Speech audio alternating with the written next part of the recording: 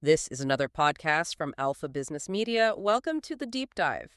Today, we're plunging into a topic that's absolutely vital for Nepal, yet really fraught with challenges, the reality of farming there. When you think of agriculture, you probably picture it as the backbone of a rural economy.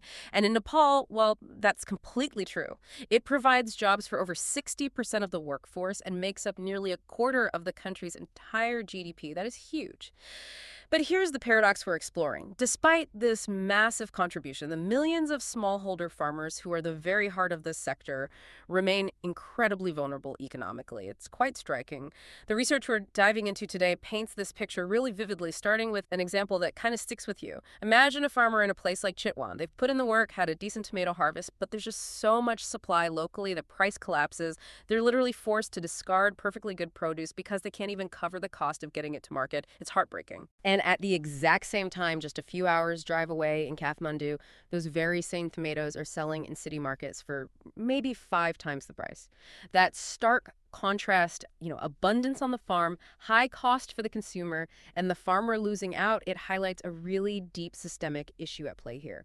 So our mission in this deep dive, drawing from this detailed study, is to unpack this paradox. We need to understand why these farmers are caught in this cycle of vulnerability. But the research doesn't just dwell on the problems, it also clearly maps out potential pathways to empowerment. We'll explore the key strategies the study identifies that could help farmers gain more control, escape that squeeze, and get a fairer share of the value they create. We're looking at the challenges, yes, but also the concrete solutions put forward. It's a situation that has enormous economic and social implications for Nepal, definitely. And the study we have provides a really clear framework for understanding both the scale of the challenges and, crucially, where the opportunities for real change might lie. I'm ready to get into the details. All right, let's start by really digging into that fundamental problem, the one that example from Chitwan brings into sharp focus. The research calls it the Great Squeeze. It tries to explain why farmers receive such a tiny fraction of the final price consumers pay. So where does all that value disappear to between the field and the market stall? Well, a lot of it gets absorbed by the system itself, really. Yeah. The structure of the agricultural market in Nepal, according to this research, it's highly fragmented, and it's dominated by numerous intermediaries, basically middlemen.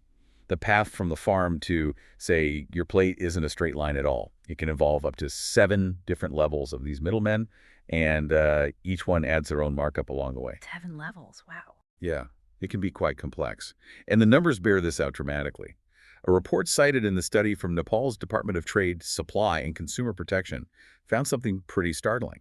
A product that sells for just 10 Nepali rupees at the farm gate can end up costing the consumer 70 rupees. That's a 7-fold increase. Exactly. And another study, this one looking specifically at fresh vegetables in the Pokhara wholesale market, showed an average price spread that's the difference between what the farmer gets and what the next person sells it for of over 57%. Meaning the farmer, who did all the hard work of growing it, is left with less than 43% of that initial value captured just at the wholesale level. That tomato example you mentioned is perfect. 12 rupees a kilo wholesale in Kalamati market, but then suddenly it's 60 rupees a kilo retail just across town in Kodeshwar. The value clearly isn't staying with the farmer. Wow, 57% spread just at wholesale. That's incredible. And honestly, it sounds heartbreaking for the farmer. So why is this system so entrenched? What are the structural issues that allow these middlemen to hold so much power? It really comes down to the fundamental constraints these smallholder farmers face. They're often physically isolated, particularly in the hilly and mountainous regions. Trying to transport small batches of perishable goods, think vegetables, milk, to distant urban markets is incredibly difficult and expensive for just one farmer. On top of that, critical infrastructure is often missing. Paved rural roads are essential, but they're not everywhere. And access to cold storage, extremely limited. So they can't store their produce easily. Precisely. Because their produce spoils quickly and getting it to a good market is a logistical nightmare, farmers are often forced into a corner. They have to sell immediately after harvest, usually right there at the farm gate, to whoever shows up first. This completely strips them of any real bargaining power. They can't wait for a better price. They can't easily reach multiple buyers. The multi-tiered middleman system essentially steps into this void. They provide the transport, the aggregation, the links to larger markets that individual farmers simply can't manage on their own. They are fulfilling a function, but they're extracting a massive price for doing it. Okay, that makes sense. They fill the gap, but take a huge cut. Exactly. And the consequence is what you'd expect. Farmers are deprived of a fair income, which, understandably, erodes their motivation to keep farming.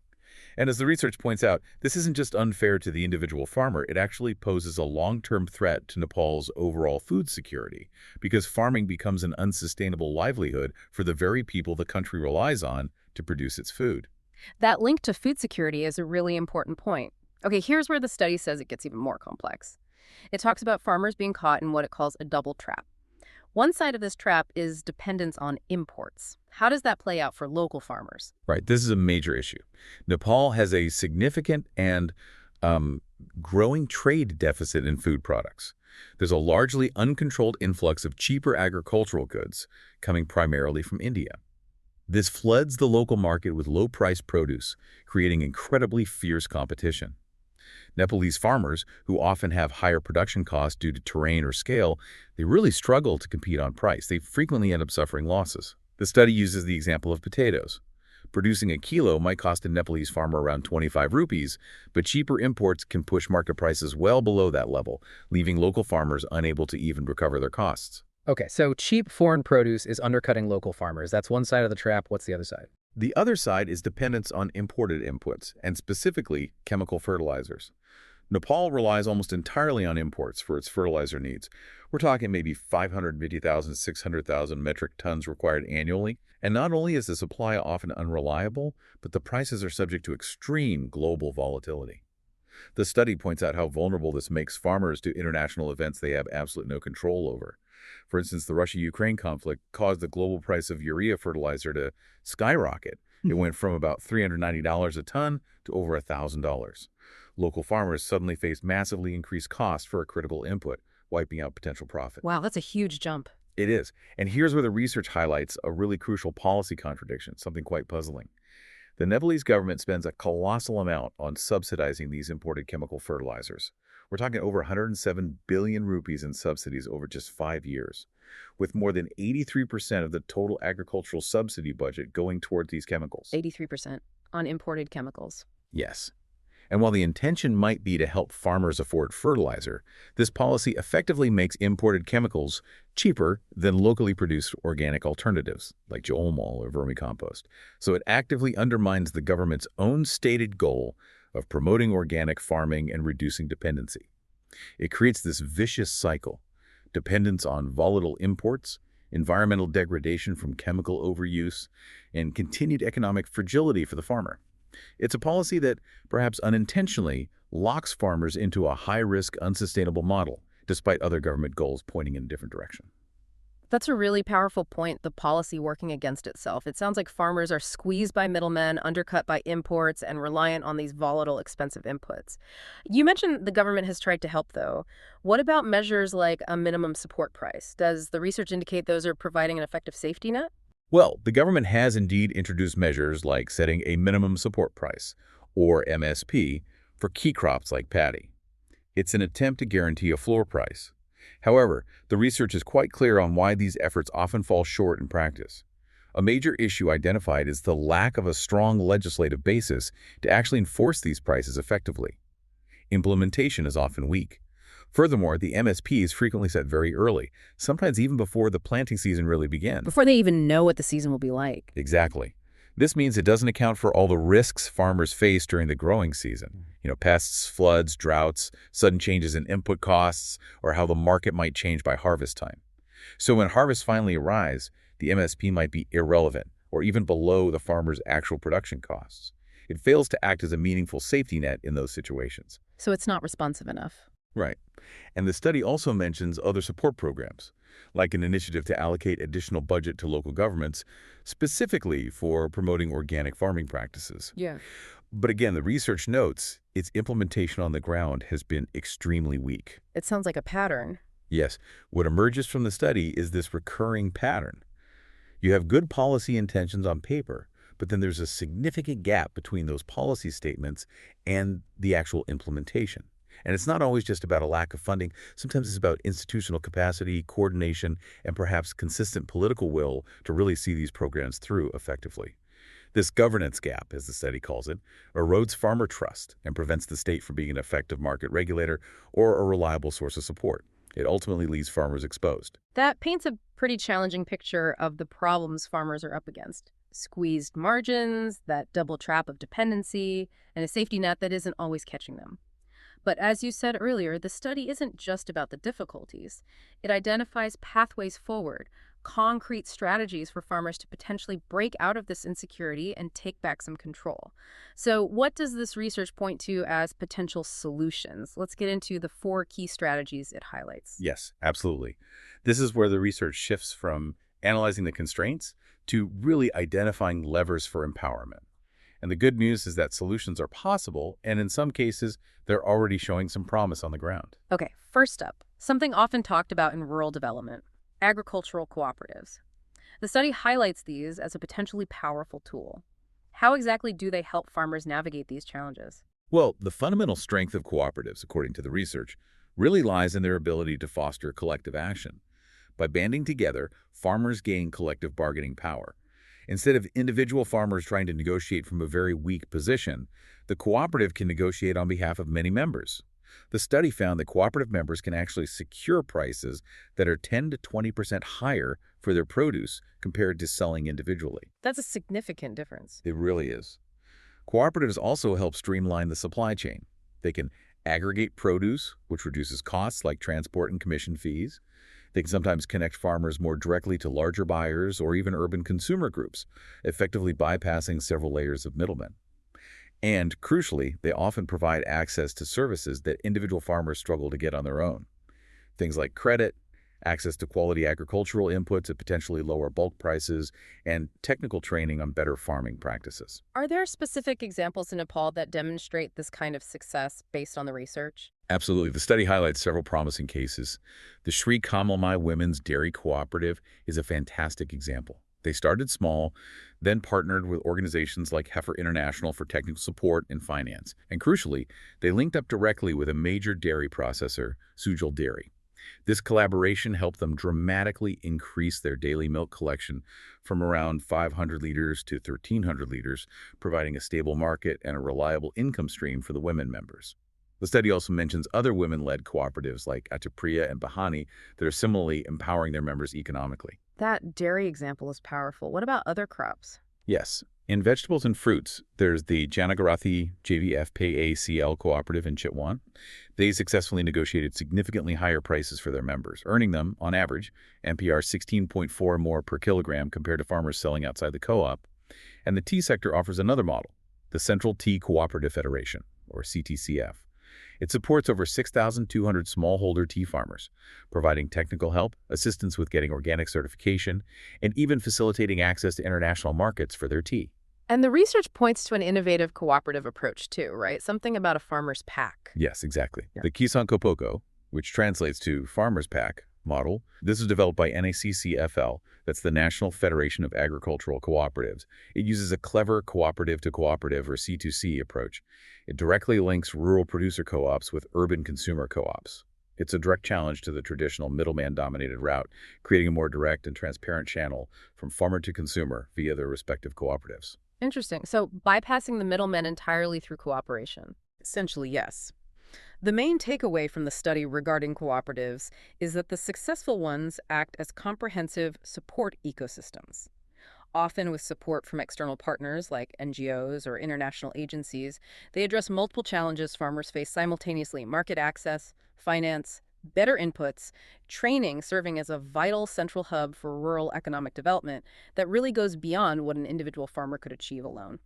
That collective strength really does seem key. Okay, let's look at the second strategy the research explores.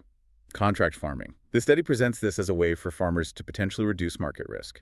How does contract farming typically work? So contract farming involves a formal agreement made before the season starts, usually between a farmer or a group of farmers, and a buyer, often a larger company, like an agro-processor or exporter. The buyer commits to purchasing the farmer's future harvest, usually at a price that's agreed upon beforehand. In many cases, the company might also provide inputs like specific seeds, fertilizer, or offer technical advice and assistance to ensure the crop meets certain quality standards. The core appeal for the farmer is having that guaranteed market and price certainty before they even plant. It significantly reduces their exposure to volatile market price fluctuations. Okay, so it offers predictability. What were the reported benefits for farmers who participate in these schemes based on the research you looked at? The findings do show potential benefits, for sure. For instance, farmers engaged in paddy seed production under contract reported profits that were 23% higher compared to non-contract farmers growing the same thing. In the ginger sector, the difference was even more striking. Contract farmers saw their net profits jump by a significant 58%. 58%. Wow, why such a big difference? It was attributed to a combination of factors: getting better, guaranteed prices through the contract, plus receiving access to higher quality seeds and valuable technical training from the contracting company, which likely boosted their yields or quality. So it can clearly provide that guaranteed market outlet, lead to a more stable income stream, and sometimes offer access to technology, credit, or know-how that can improve their farming practices. But you mentioned earlier the study calls it a double-edged sword. What are the risks or downsides the research highlights for farmers in these arrangements? Right, it's not all positive. The main concern revolves around the potential for the farmer to lose bargaining power. The buyer, typically being the larger, more powerful entity, often dictates the terms of the contract, including the price. The farmer becomes tied to that single buyer, so they can't take advantage of higher prices if the open market suddenly spikes during the season. They're locked in. The study points out a really serious risk that large agribusinesses entering the contract farming space could potentially transfer production risks like crop failure due to weather or pests onto the farmer, while capturing most of the profit. It could create new forms of dependency. So if the crop doesn't meet the exact standard, the farmer bears the loss. That's a major risk. If the crop fails or doesn't meet the very specific quality standards set by the company, the farmer could be left in a very difficult position, potentially even in debt if they received inputs on credit. And critically, the research highlights a major institutional gap in Nepal: the absence of a clear, specific legal framework for contract farming. While it might be mentioned in general agricultural policies, there isn't a dedicated enforceable law designed to regulate these agreements properly. There's nothing specific to protect the rights of smallholder farmers within the contract, or to provide a clear, accessible mechanism for resolving disputes if conflicts arise between the farmer and the company. That sounds like a really significant gap. It is. And the study argues that without the state stepping in to create and enforce fair rules of the game, the expansion of contract farming in Nepal carries this significant risk of exploitation. It might end up leading to farmers becoming more dependent on large companies rather than being truly empowered participants in the value chain. Fair rules are essential. That lack of legal clarity definitely sounds like a major hurdle to making contract farming truly equitable. Okay, moving on. The third pathway the research discusses is capturing more value after the harvest, specifically through local processing. Why is this highlighted as being so important? This strategy directly tackles two huge problems farmers face.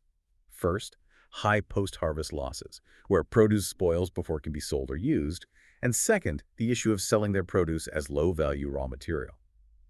A huge amount of potential income is simply lost when perishable goods spoil quickly, or when farmers are forced to sell them immediately at rock-bottom prices without any kind of transformation. The study points to even simple, traditional processing methods that can add significant value and extend shelf life. Think about things very common in Nepal, like gundruk, that's fermented leafy greens, or sinki, which is dried radish. Also, various types of pickles or dried fruits, like tutora and thandai. These processes take fresh, highly perishable items and turn them into non-perishable products with a much longer shelf life. Crucially, they transform a low-value raw material into a much higher-value processed product that can be sold later, often for a better price. So it gives them more control over when they sell, too. What kind of technology is needed for this processing, or what's available to farmers, according to the study? The research mentions that often quite accessible technology can make a big difference. For instance, the Nepal Agricultural Research Council, NRR, has developed very low-cost plastic solar dryers. These can apparently be built using simple, locally available materials like UV-stabilized tarpaulin sheets, wood, and bamboo. This makes them feasible even in remote rural areas that might not have reliable electricity access. And these are used effectively for drying all sorts of things: fruits, vegetables, valuable spices, even coffee beans.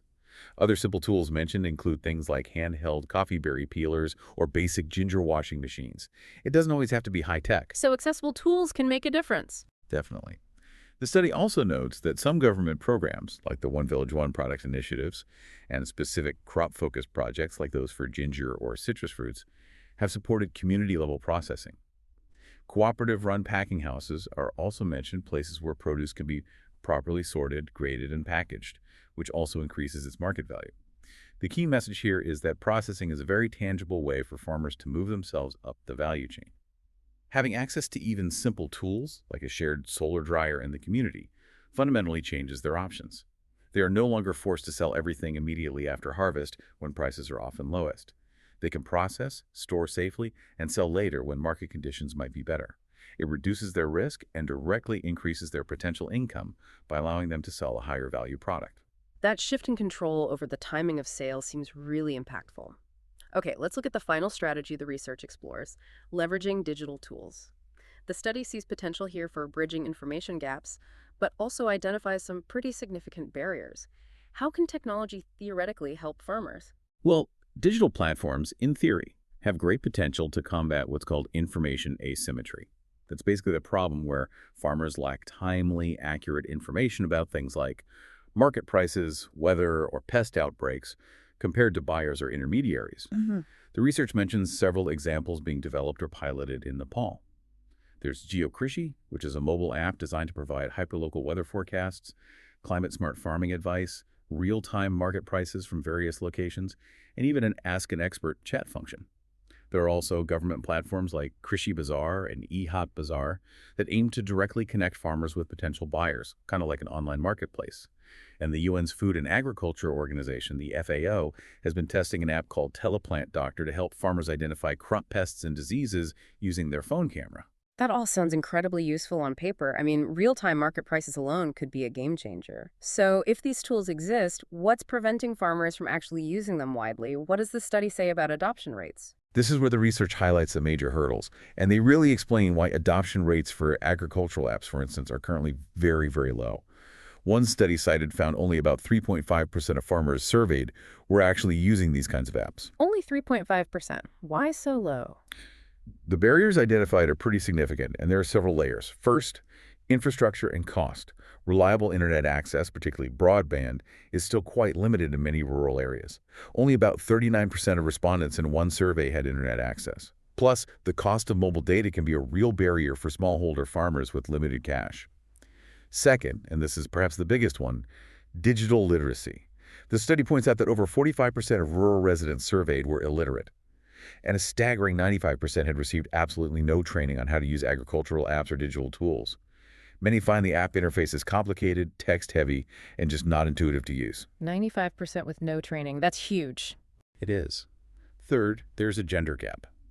Women farmers, who are absolutely crucial to agriculture in Nepal, often have less access to mobile phones compared to men, and fewer financial resources to acquire and use them. This creates a digital divide even within communities. And fourth, application design. Many of the existing apps aren't actually well adapted to the realities of rural life in Nepal. They often lack essential offline functionality, which is critical in areas with patchy or non-existent connectivity. Features like voice commands or more visual content like videos, which would be much more accessible to users with lower literacy levels, are often missing. So the tools aren't always designed for the users who need them most. Exactly. The study makes a really strong case that you can't just develop a fancy app and drop it into rural Nepal expecting it to work miracles.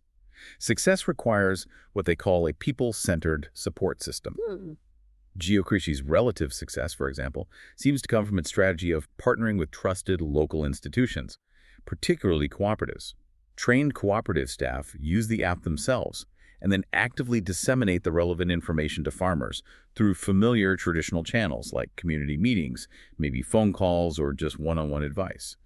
This hybrid physical-digital approach, combining the technology with trusted human interaction and existing social networks, is seen as crucial for actually bridging that information gap effectively. Tech alone isn't enough. So it's not just about the tech itself, but critically how it's delivered and supported within the community. That makes a lot of sense. Okay, so pulling all of this together now, the complex challenges and these potential solutions, what's the overall takeaway from this research? It definitely sounds like there's no single simple fix, no magic bullet here. That's absolutely right. The study concludes very clearly that moving towards a more sustainable and profitable agricultural sector for Nepal's smallholder farmers requires a comprehensive, integrated approach. You can't just tackle one issue in isolation. The most successful initiatives documented in the research aren't just doing one thing well, they're combining multiple strategies synergistically. Those successful dairy cooperatives, for instance, they provide market access, and they link members to finance, and they offer technical training, and they leverage collective bargaining power. It's the combination, the synergy, that really works. And the research also puts a strong emphasis on self-sufficiency, particularly when it comes to inputs, right? Moving away from those dependencies. Yes, exactly. Shifting away from the heavy reliance on those volatile and expensive imported inputs, especially chemical fertilizers, is highlighted as a fundamental strategic imperative for long-term stability.